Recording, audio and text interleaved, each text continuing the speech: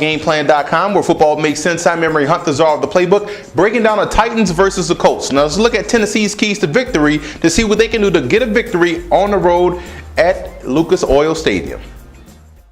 The Titans have to come to this matchup against the Colts and get back to basics. They did a solid job last week defensively, but let's talk about their offense.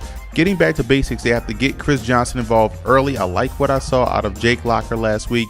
Guy played with some moxie and some poise. So against Indianapolis, you look for a lot more downhill running. I think the Colts are weaker in the interior, on the interior, as opposed to the outside. So look for these guys running more downhill plays with Chris Johnson and take advantage of that weakness of the Colts defense. And in the passing game, it's all about making sure you attack that cover two. And the Titans do a great job with their formation, so they get a lot of guys down the hashes, down the seams, and I think that's going to work well against that cover two defense of the Indianapolis Colts. Now defensively, when you're stopping the Colts, it's all about interior pressure, guys. You have to make sure you get pressure on Orlovsky or Payne or whoever's going to be back there.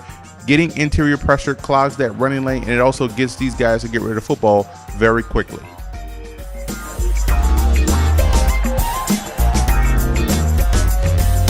Now let's take a look at the Colts' keys to victory to see what they can do to pull off a huge win for their ball club.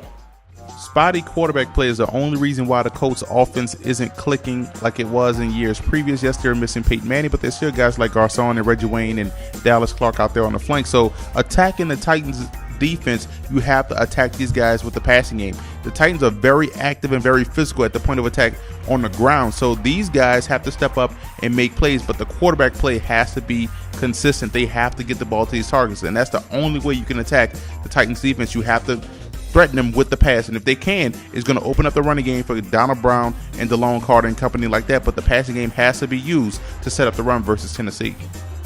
Defensively versus the Tennessee Titans, you're playing a rookie quarterback in Jake Locker. You have to make sure you play up on the line of scrimmage with those wide receivers. That's going to force him to be accurate each and every play, and it's also going to help you be in better position to contain if he breaks contain outside and threatens the perimeter. That's one thing about playing a guy that's mobile. He puts a lot of pressure on your defensive line, plus the defensive tackles have to step up in the run game. Let's take a look at my X factors in this ball game and see which player or players can have an impact on the outcome in this matchup.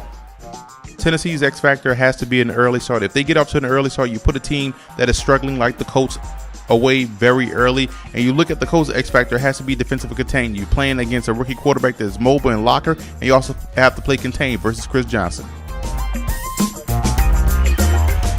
I'm going with Tennessee in this ball game. I like what I saw last week out of Locker, and I like the way Tennessee plays defense. I think they shut down the Indianapolis Colts.